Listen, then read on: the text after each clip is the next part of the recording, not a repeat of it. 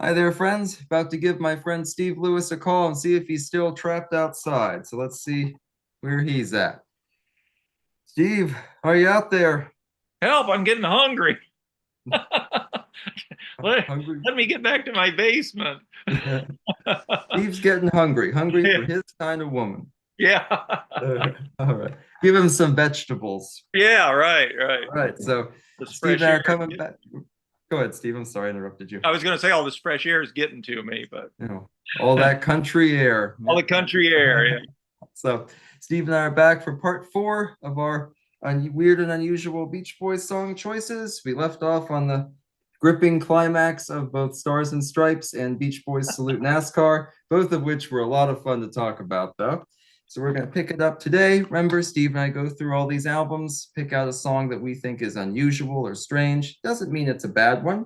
We covered studio albums in parts one and two. Last time was a collection of live albums. We talked about Smile, things of that nature. So we're going to wrap this up with some of the more modern and recent either compilations or just sort of interesting tie-in albums. We'll get to all those in just a moment. So, Steve, are you ready? Got anything else for I'm us today? ready to roll whenever you are. All right. So we left off in 1998 with Beach Boys Salute NASCAR. Not everyone counts it as a Beach Boys album. I get that, but it kind of rides the cusp. Good enough for us. Not the last time. Today we'll talk about ones that kind of float in between two, but let's look at another live album, shall we? And I have the concert film DVD. I believe Steve has the CD for this one handy. We're at Little Knebworth. Okay. Yep. Little album called Live at Knebworth 1980. Recorded 1980, not released, of course, until 2002. Steve, what do you think for Live at Knebworth? This was another one that was a little difficult to pick an odd track on. Um, I left out Happy Birthday, Brian. I thought that was too easy. Uh, you know, the first Beach Boy concert I ever saw was 1980. And my recollection of the early Beach Boy concerts that I saw, this pretty much represents the lineup that I saw, except if my memory serves, Cotton Fields, which I'm assuming was included for the UK audience. So on that basis, I picked Cotton Fields. Right. And I picked Cotton Fields as well because I don't think it makes a good intro for heroes and villains. It's such a clunky transition from Hmm. Cotton Fields to heroes and villains. And one of the few times it really feels like the Beach Boys kind of fumbled. Interesting, you mentioned Happy Birthday, Brian. That is actually skipped over on the concert film. I Oh, double really? checked this morning. All the other songs are there except that one. Oh, So interesting.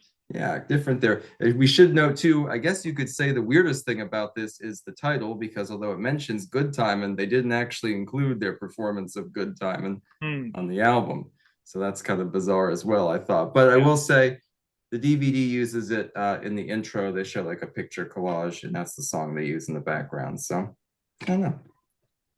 Different there. That's a good live album, though. He's a lot of good Oh, stuff. yeah. Yeah, Plus you get six Beach Boys, all three Wilsons, Mike, Al, and Bruce. So good stuff. definitely. All right. And I guess speaking of live albums, got our 50th anniversary tour album. Want me to go first on this one? Sure, go for Oh, let's see. Wayne. it. I mean, for me, Be True to Your School takes me out of this album. And part of it is just Mike's weird intro to it and the unusual performance of it. To me, it really stands out. When I think of this album, that's the first track I always think of. And I'm like, Oh, really working for me. So, what do you think, Steve? well, I mean, this is almost a reverse, as I went with All This Is That because I couldn't believe they performed it. I didn't see these concerts, which I've always regretted because I didn't expect it to be as good as it was. If I'd known they were going to do stuff like All This Is That, I'd have been there. So that one really stands out to me as the track. If I just picked this up and read the track listing, that would be the one that, wow, they did that. So on that basis, that's why I chose it. Okay. Something else unusual about this, but in a positive way, I think, is David Marks gets a chance to sing lead on Get You Back. I think Yeah, his second of only two Beach Boys lead vocals. So yeah, I I really thought that like was that. very cool. I Yeah, really it's enjoyed that. it stands out, but that's a track that's unusual in a good way, I Yeah. think. So yeah, this is a fun set. I didn't see them for the 50th anniversary tour either, and I wish I had now, but they Yeah. never really came that close to where I lived. So Yeah. I just never realized how good it was going to be and missed out. But and I do hope they reissue this sometime without the auto tune or with the auto tune mm. turned down. I mean, I really do have a lot of trouble with some of the auto tune on this. Oh, they're singing this. Yeah, it's Uh, really noticeable on that. I agree with yeah, you. So. yeah. I mean, I'd rather hear it a little off than to suffer with the auto tune. But great set. And I hope we don't have to wait for a 50th anniversary for the reissue. Because I might be getting a little long in the tooth by then. You never know with Beach Boys You stuff. never know. Yeah.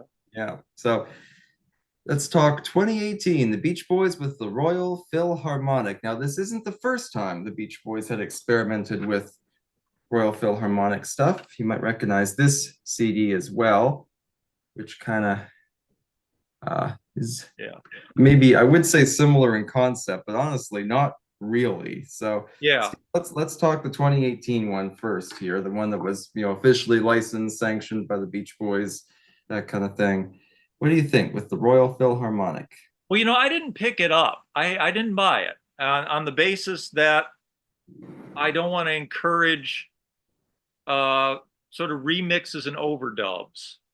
So, so I didn't buy it. What I've heard, it's pleasant, but yeah, I just don't. Hate to see him go that direction. It seems like revisionist history a little bit to me, or something. Um, and also in a way that they could endlessly make Beach Boy fans pay for more of the same recording. Just this one's a little different, and this one's a little different. Although No comment. some of this was certainly notably different. I could go two ways on this. The California Suite that kicks it off, since it's not a Beach Boy track, the Sally Herbert, who's the arranger, co-conductor of the thing, wrote it, which I'm sure was, again, nice payday for her, having it on this track or having it on this album, and maybe that was part of the deal, really. Um, so that was, I guess that's what I'd go for. Fun, fun, fun. I thought also was kind of an odd one for the orchestral treatment. Okay. Yeah, I have to say, I mean, I bought this right when it came out because, having not started collecting Beach Boy stuff till like the early mid 2000s, I missed out on being able to run out and buy things when they were first announced. But a lot of people hate this CD. And I think part of it's because the marketing was really pushed for like something like the Beatles' Love. These songs would be just reimagined in this incredible new way and remixed and Right. stuff. And it really isn't that, Hmm. for all I think I know Giles Martin did like an interview about this or something. He was talking about how amazing and different it is, and it really isn't that different. I went Right. with Don't Worry Baby for my weird pick because to me it sounds so much like the version on Stars and Stripes. Oh, I don't know, that just okay. the whole Okay. time I was listening to it, that's all I could think about was, what did they take that from Stars and Stripes? Yeah. I don't know. It's to me, they don't do enough on here. They just I like some of the embellishments they added, but for something that was like a whole new, way to listen to these songs, and they didn't Yeah. really, pick anything that was too crazy. They didn't really do anything too Right. wild. I agree the California Suite is kind of weird and distracting too. I have to tell you this story though. I was at a Beach Boys concert in 2018, right after this came out, and Bruce asked me, have you listened to it yet? And I said, I had. I said, I just picked up the CD and I'd listened to it. He said, so what'd you think? And I wanted to be nice and everything. I said, I liked some of the stuff they did. I like the little ditties they put between the songs, that kind of stuff. I said, yeah, I bought the CD, but I didn't buy the record yet. And Bruce looked at me and said, if you buy the CD, you don't need to buy the record. So I still That's haven't great. bought the record. Yeah. All right. Got it straight from the source. Not going to argue with Bruce. He's Yeah. got a Yeah. Grammy. I don't have a I Grammy. I like his directness. I think that's really cool. So, all right, Steve, we got one more to talk about on our list today. And then if we think of anything else Okay. we want Were to we cover, going we to do can do Royal that. Philharmonic? Oh, Knew there was something I was forgetting, and that's All what I right. was Yeah, forgetting. I So ran down and got it. yeah. So this was from I think 98, 99, somewhere in there. Somewhere there, yeah. Um, this I- one's a little bit different because this is mostly the Royal Philharmonic playing these songs, but they still have like Mike Love has a vocal, Bruce has a vocal, that kind of thing. You know, well, what do you think, Steve? What stands out to you on yeah. this? Yeah, actually, that's the basis of why I didn't buy the with the Royal Philharmonic, but I did buy this. Is it's got unique performances, at least vocals from Mike and Bruce on it. So on that basis, it's like kind of a Mike and Bruce solo record or something. So that's why I bought this. Um, I hadn't looked at this in years until you mentioned it. And what did I come up with is the weird one? Friends in the overture medley because it's the it's the most unexpected choice. I mean, everything else on here is really very, very pedestrian choices. That was their most outlandish take a dare and do Friends. Yeah, and I like it though. Like I said, I love the Oh yeah, medleys on here, and yeah, they're very creative, and there are several of them too. The giant 24-minute long Water Planet suite there is actually pretty impressive, I think. yeah. Um, what stands out for me really, I think, is Kokomo, because whoever's singing Carl's part, I don't know if it's Adrian Baker, who it is, they sing it in such a weird, off-kilter Oh way that to me it's always kind of stuck out as something different, but I don't know. That was just what I was thinking. So, yeah. Very but cool. I Good. this album's pretty underrated, and a lot of Beach Boys fans say they prefer this to the Yeah.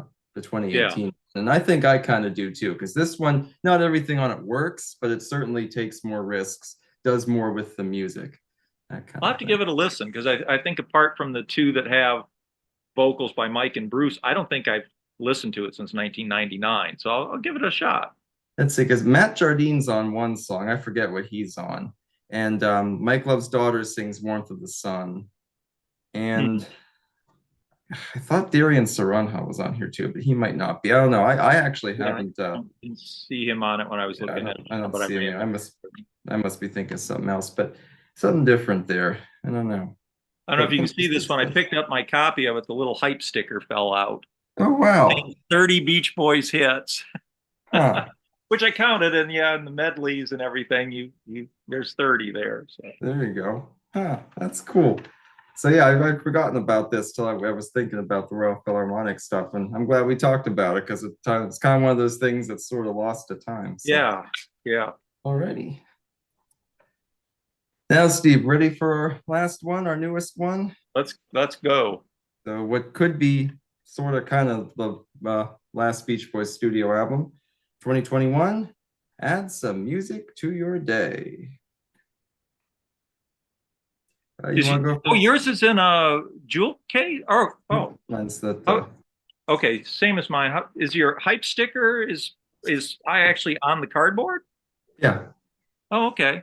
Yeah, mine didn't come that way. Oh, okay. Huh, Yeah, weird. I don't know. I might have put that there. I don't know. I can't remember now. Oh, okay.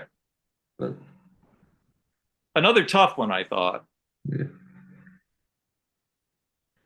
What Oh, did you choose as the odd track? for me, the odd track was Mike Love's Rum Raj. I think it's how you say it, Rum Raj, something like that. To me, it didn't match with kind of like the nostalgic tone of the rest of the album. Oh, okay. No, that's it. And I thought it was odd that they did Long Promised Road, but no one did a vocal. I get it was to showcase David Mark's guitar playing, but Hmm. that's the song I think is best song. So, and we do, of course, alternate takes and stuff. Well, not really alternate takes, but a cappella and instrumental there at the end. But Yeah. what do you think? I don't know. This was a really difficult one. I liked I liked that they each one of the four Beach Boy members, current and past, had their own solo track. And I thought it was cool, some of the choices that they made, like doing the "She Believes in Love Again," Bruce, give you something kind of unusual. Um, it's a tough call. I mean, I guess, either Get Together or Golden State, you know, by the time you get to those, you do kind of get the feeling that they're just trying to fill out the album a little bit. Not that they're bad, but it's just like we got to put a little bit more on this. And I mean, between those two, I don't know which to call the odd one. Yeah. I think it would be Get Together. That might have kind of come back into vogue some since, of course, Jeff Foskett has passed away, that kind of thing. I think more Beach Boys fans might be turning to that song. But yeah, that's true too, because we don't often think of Jeffrey Foskett or Ron Bonfiglio immediately when we think of like a Beach Boys project. So even though Yeah, they're very important to the Beach Boys as a whole, but sure. yeah, or Ron to Brian Wilson, I guess. But yeah, interesting Yeah. stuff there. So I'm hoping we'll get something else to kind of follow up on this. Yeah. A little Yeah. bit of luck, but Yeah. not a terrible ending if it Oh no, not at all. And you know, I like that they did. I liked what they did with "Add Some Music to Your Day." That Al sings his part a little differently, and yeah, it was really cool. They're nice little surprise. So yeah. David Beard will work on him to do another thing like this sometime. I hope so. I don't know who would own the California music name off the top of my Yeah, I head. don't know. So I don't know. That's a good question. yeah, I mean, it was defunct from what, like 1975 up through 2021. So Yeah, yeah. In fact, yeah. I wish I could remember the story. I asked David about this, David Beard. Uh, the choice was unrelated. I think it was just he had a wonderful story. I'll see if I can remember to ask him again sometime. Yeah. Hey, that'd be great. Wish I could remember it. Right. Well, Have we folks, come to the end? I think so. Unless Wow, there's that something was else quick. jumping out at you. Yeah. Well, maybe we can do solo albums sometime. Hey, that'd be pretty fun. So, of course, we got all the classics, Unleash the Love, Looking Yeah. Back with Love, Reason for the Season. Oh, we got Yeah. so many. Yeah. But yeah, hey, solo albums would be great. I also thought maybe sometime we could talk about box sets, look at the big stuff like Made in Oh, California, the that'd 30th be fun. anniversary, Yeah, even that'd be just to fun. discuss them in general, because there's those for those watching, those were much too big for us to go through and just pick out one or two weird songs. Now the Smile Right. sessions is a little bit different because it's all based around one project, but for something like Made in California, that'd be way too difficult to do. Sure. So Sure. but watchers, if you have any food for thought, make sure you comment it below so Steve and I know, and we can do another collab. That'd be wonderful, I think. So Absolutely. all right, Steve, Great. any Thanks for having me parting? on. Always a great time. Always really interesting. I just enjoy the informal conversation and kind of winging it with you. Yeah, hey, no, I love it. I love it. And I hope our fans like it too. Make sure you like and subscribe. Check out Steve's channel as well. He's got some fantastic videos. And Steve, any parting words for our audience? The name of that channel, for anybody that doesn't know, is The Beach Boys Basement with Steve Lewis. I hope you give it a look if you haven't. Oh, I thought it was the Pendletones basement. Oh, Yeah, right. There you go. all right. Thanks for having me on. This has really been fun. Always great. Thanks for being on, Steve. Always appreciate your insight. Love talking to you. Everyone, remember, comment below. Check out Steve's channel. We'll see you next time. So long. Bye.